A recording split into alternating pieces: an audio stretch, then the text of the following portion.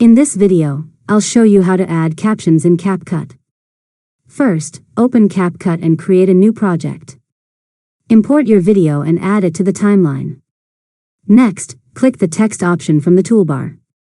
You can choose auto captions to generate captions automatically or select add text if you want to type the captions yourself.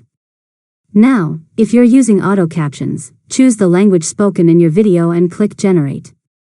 If you're adding captions manually, type your text, place it where you want it to appear, and adjust its duration on the timeline. After that, customize your captions by changing the font, size, color, style, and animation. Play your video to make sure the captions are easy to read and appear at the correct time. Finally, preview the finished video. When you're satisfied with the captions, click Export, choose your preferred video settings, and save the video to your device. And that's it. You've successfully learned how to add captions in Capcut. If you found this tutorial helpful, make sure to subscribe to LearnModelab for more tutorials.